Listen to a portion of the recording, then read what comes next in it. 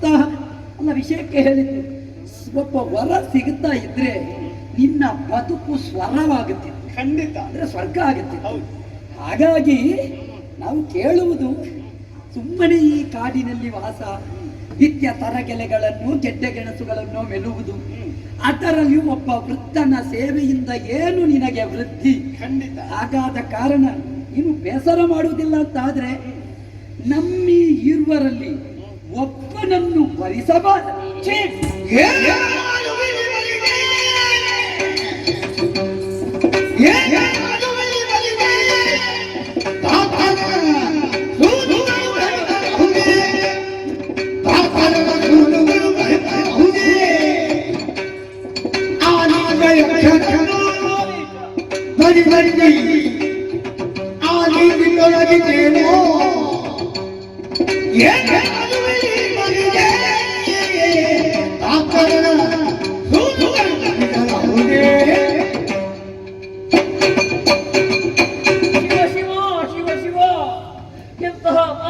ಕೇಳುತ್ತಾ ಇದ್ದೇನೆ ನಾನು.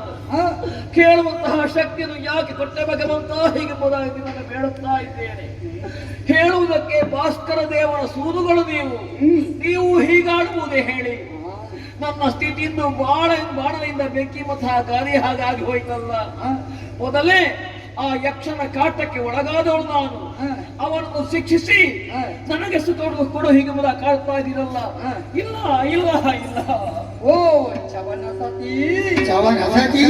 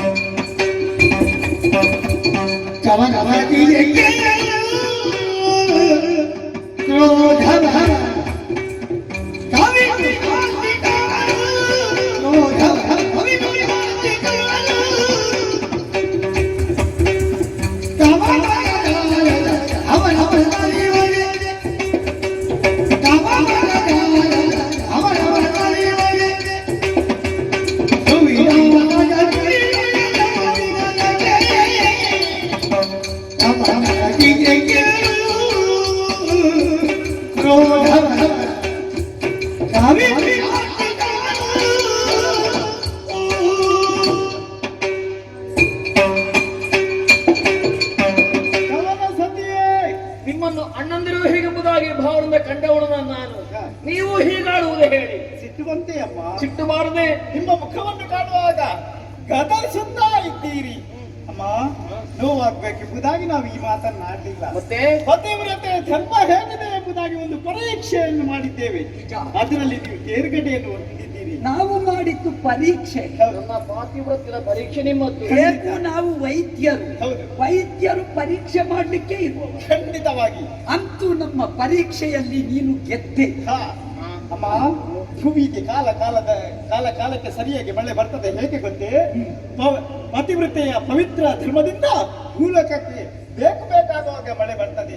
ಸುಮ್ಮನೆಲ್ಲ ತಿಳಿದವರಾಡಿತ್ತು. ಎತ್ರ ನಾರ್ಯಸ್ತು ಪೂಜ್ಯಂತೆ ದೇವತಾ. ನಿಜ. ಅಮ್ಮ, ಒಂದು ವೇಳೆ ಪತಿವ್ರತೆಯ ಹೆಣ್ಣಿನ ಕಣ್ಣ ನೀರು ಭೂಮಿಗೆ ಬಿದ್ದರೆ ಏನಾಗ್ತದೆ ಗೊತ್ತೇ?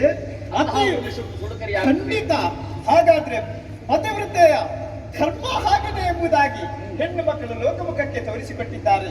ಇಂತಹ ನಿನ್ನ ಪಾತಿವ್ರತ್ಯದ ನಡೆಯನ್ನು ಕಂಡು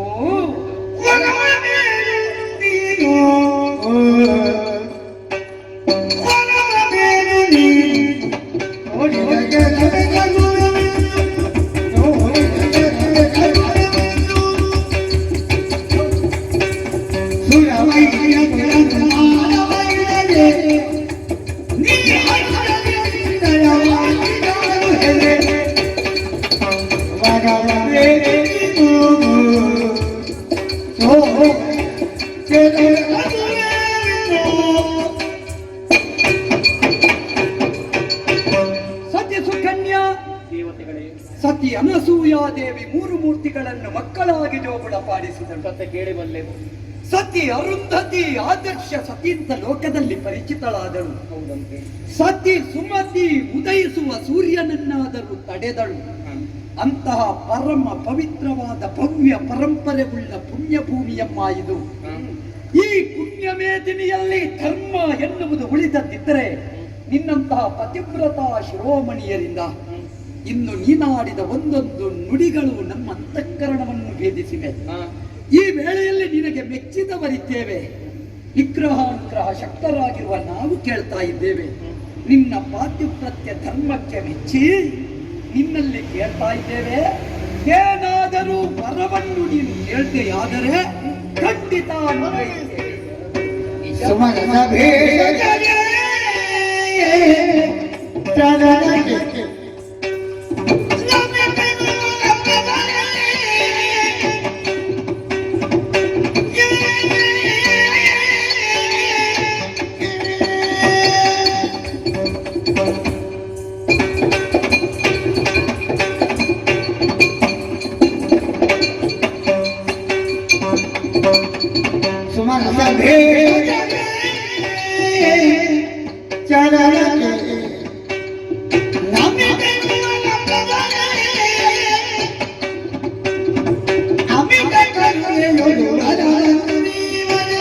ಕೊಡುವುದಾದರೆ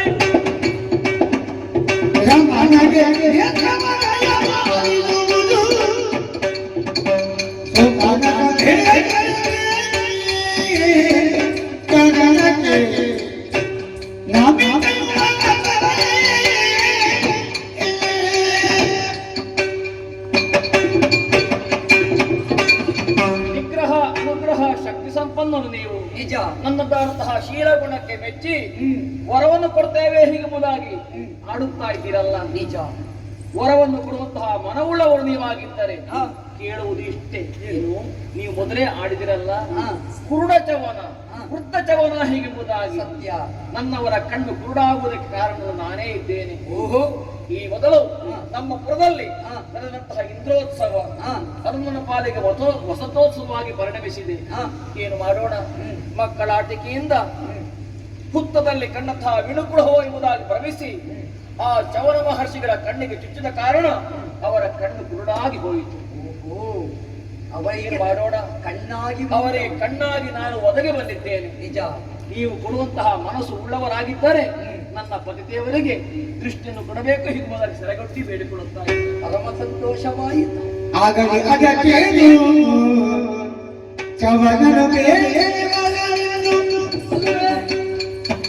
ಆಗಲಿ ಅಗತ್ಯನು ಚವನನ ಬೇವರನು ಈ ಕೊಡಲು ಆಹುವೆ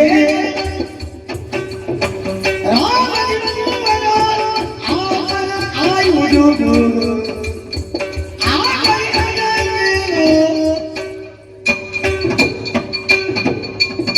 ಕನ್ಯಾದೇವಿ ಪುಣ್ಯಾತ್ಮರೇ, ಬೇಡಿದ ವರ ಸಾಧುವಾದದ್ದೇ. ಸಂಪದ ಯಾಚಿಸಲಿಲ್ಲ, ಸಂತಾನ ಕೇಳಲಿಲ್ಲ. ಬದಲಾಗಿ ಪತಿ ಸೇವೆಯಲ್ಲಿ ಪುನೀತಳಾದ ನೀನು ಪತಿಗೆ ಬೇಕೋ ಅದನ್ನು ಕರುಣಿಸು ಅಂತ ಕೇಳಿದೆ.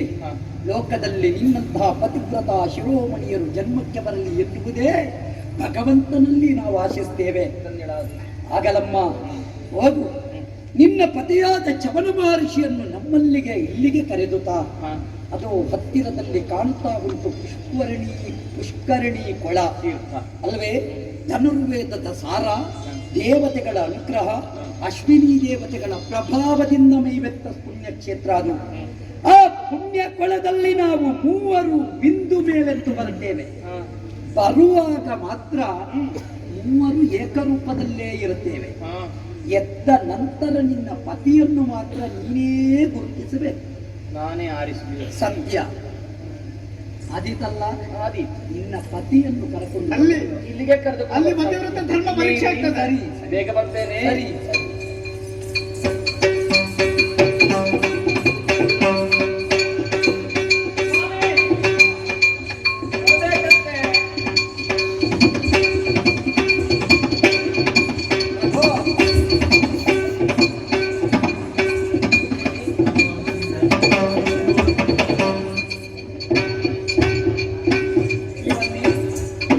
ಬನ್ನಿ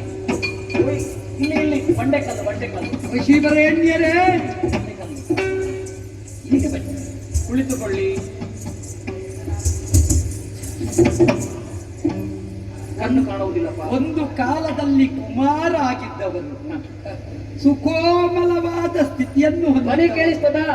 ಈಗ ಈ ಕಾಲಕ್ಕಾಗುವಾಗ ವೃದ್ಧತ್ವ ಎನ್ನುವುದು ಬರುವುದಕ್ಕೆ ಕಾರಣ ಒಂದು ತಪಸ್ಸು, ಅಂಧತ್ವ ಬರುವುದಕ್ಕೆ ಕಾರಣ ನಿನ್ನ ಮಕ್ಕಳಾಟಿಕೆ, ಹೌದು ಅಲ್ವೇ? ಆದರೆ ಕಾಲ ಎನ್ನುವುದು ಹೇಗೆ ಕೂಡಿ ಬರ್ತದೆ ಅಂತ ಹೇಳಲಿಕ್ಕೆ ಆಗುವುದಿಲ್ಲ, ಆಗುವುದಿಲ್ಲ. ಅಲ್ವೇ? ಹೌದು. ಹಾ. ಸ್ವಾಮಿ ಧ್ವನಿ ಕೇಳಿಸ್ತಾ ಇದೆಯಾ? ಯಾರು ಸಾಮಾನ್ಯರಲ್ಲ, ಯಾರು?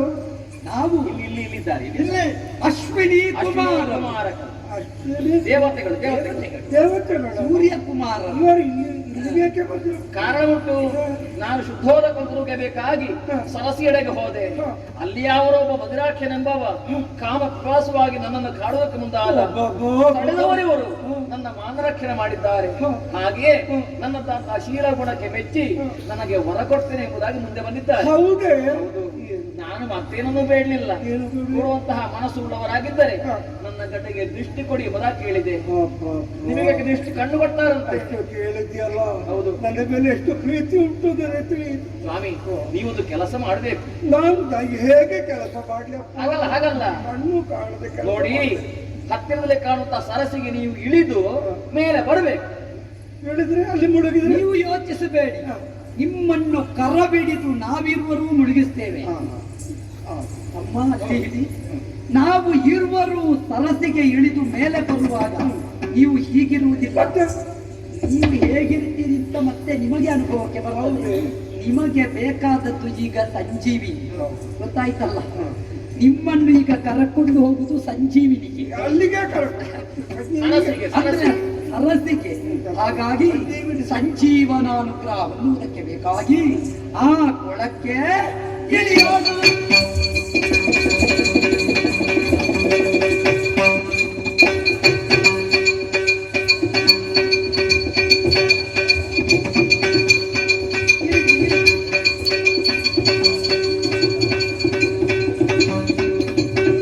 ಸರಿ ಸರಿ. ಸುಕನ್ಯಾದೇವಿ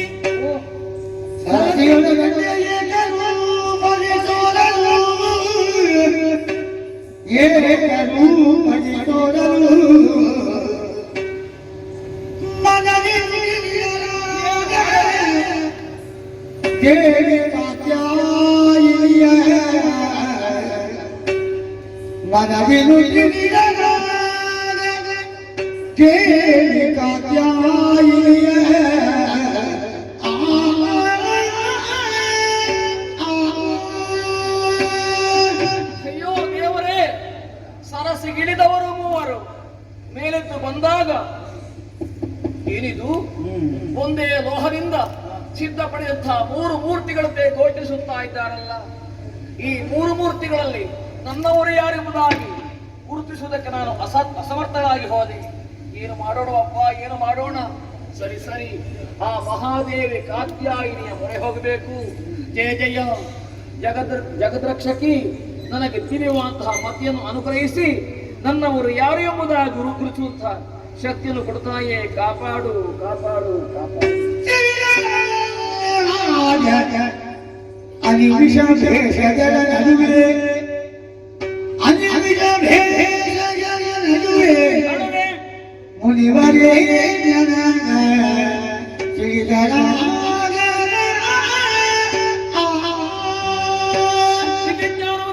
ಮಹಾಮಾತೆ ನನ್ನವರನ್ನು ಗುರುತಿಸಿದೆ. ದೇವ ಭೇಷಜರ ಮಧ್ಯದಲ್ಲಿ ಹಿರಿಯ ಪುರುಷರು ಕಾಣುತ್ತಾ ಇದ್ದಾರೆ. ಇವರೇ ನನ್ನ ರಸ. ಜಯ ಜಯ ಜಯ ಜಯ.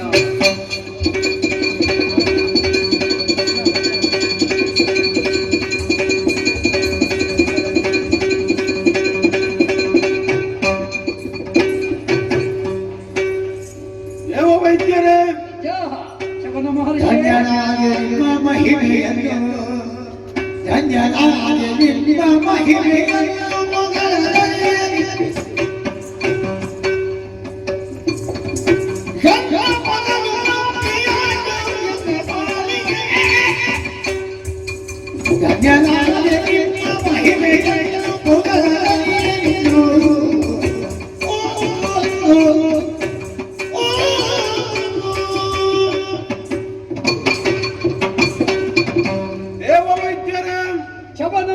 ಮಹರ್ಷಿ. ಎಷ್ಟು ಬದಲಾವಣೆಯಾಗಿದೆ ಎಂಬುದಾಗಿ ನನಗೆ ಅರ್ಥವಾಗುವುದಿಲ್ಲ. ವಯೋವೃದ್ಧನಾಗಿರುವಂತ ನಾನು ಹೊಸ ಯೌವನವನ್ನು ಪಡೆದಿದ್ದೇನೆ. ಅದರ ಜೊತೆಯಲ್ಲಿ ದೃಷ್ಟಿಹೀನನಾಗಿ ಬದುಕುವುದಕ್ಕೆ ಅಸಾಧ್ಯವಾದ ಸ್ಥಿತಿ ಎಂಬಂತ ಭಾವನೆ ನನ್ನಲ್ಲಿ ಹುಟ್ಟಿಕೊಂಡದ್ದು. ಕಣ್ಣಿಗೆ ಕಣ್ಣಾಗಿ ನನ್ನ ಜೊತೆಯಲ್ಲಿದ್ದವಳು ಸುಕನ್ಯೆ. ನಿಜ. ಅವಳ ಸಹಾಯದಿಂದ ಬದುಕುತ್ತಿದ್ದಂತ ನನಗೆ ಹೊಸ ಜನ್ಮ ಸಿಕ್ಕಿದ ಹಾಗಾಯ್ತು. ಹಾಗಾದ್ರೆ ನೀವು ಮಾಡಿದಂತಹ ವಿಶೇಷವಾಗಿರುವಂತಹ ಸಾಧನೆ ಅದೇನು ಎನ್ನುವುದನ್ನು ಅರ್ಥವಿಸಿಕೊಂಡಿರುವಂತ ನಾನು ಚಿರರಳಿಯಾಗಿ ನಿಮಗೇನಾದ್ರೂ ಸಹಾಯ ಮಾಡಬೇಕು ಎಂಬಂತ ಭಾವದಲ್ಲಿದ್ದೇನೆ. ಹಾಗಾಗಿ ನನ್ನಿಂದ ಏನಾಗಬೇಕು ಎಂಬುದನ್ನು ಹೇಳಬೇಕು. ಮಹರ್ಷಿ,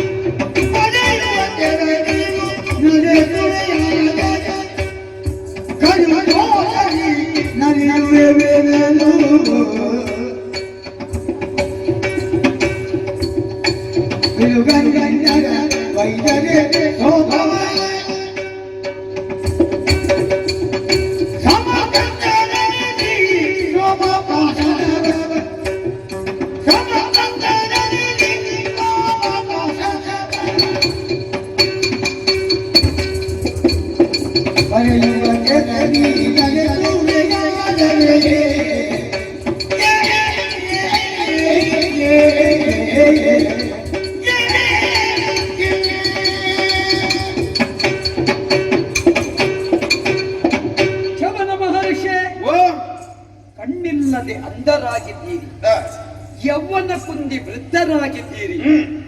ನವ ಯೌವನವನ್ನು ಕೊಡುವಲ್ಲಿ ನಾವು ನಿಮಗೆ ಮಾಡಿದ್ದು ಕಾಯಕಲ್ಪ. ಅರ್ಚಿಸಿದ ವಿದ್ಯಾಬಲ.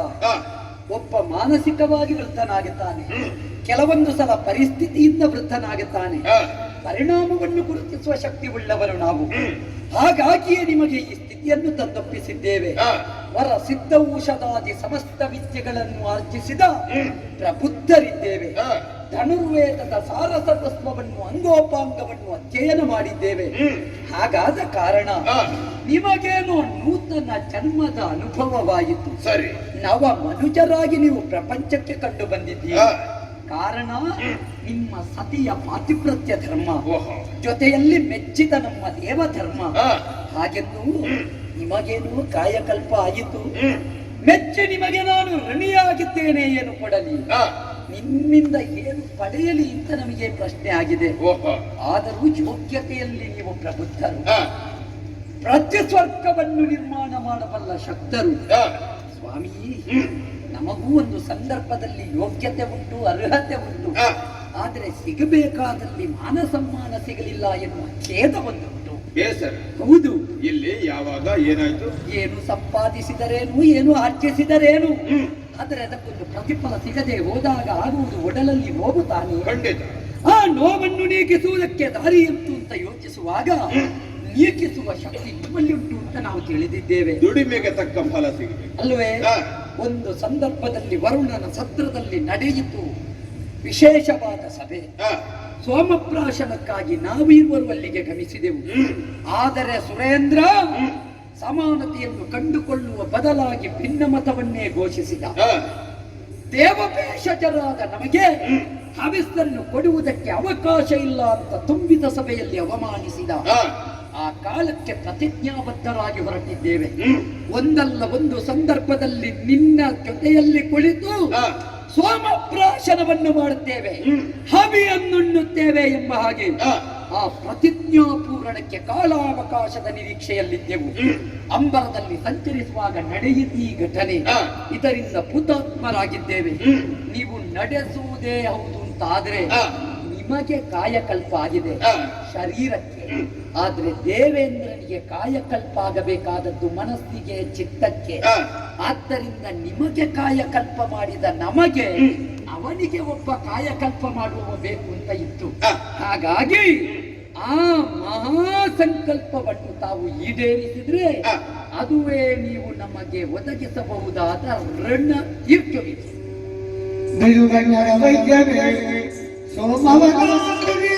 ಹರಿಯಾಗದಿ ಮುಂದೆ ಇದು ಕನ್ನಡ ವೈದ್ಯರೇ ಸೋಮವಾರ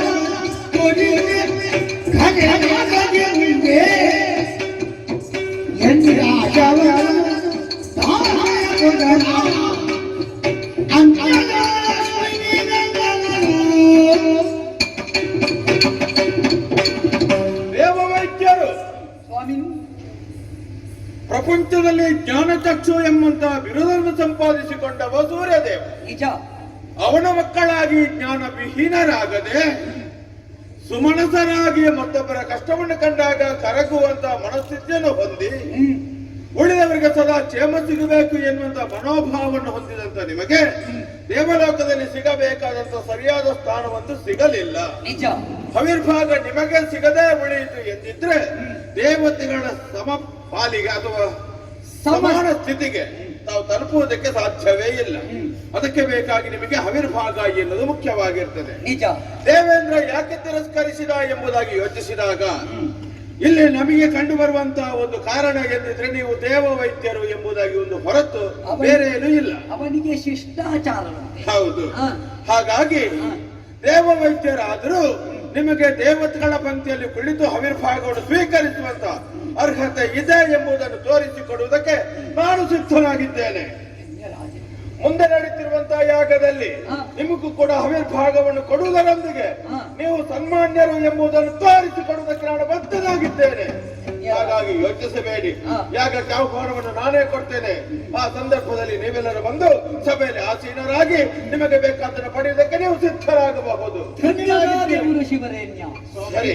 ಚವನ ಮಹರ್ಷಿ, ಸತಿ ಶಕ್ತಿ ಪತಿ ಭಕ್ತಿ ನಿಮ್ಮನ್ನು ಈ ಸ್ಥಿತಿಗೆ ತಂದಿತು. ಆದರೆ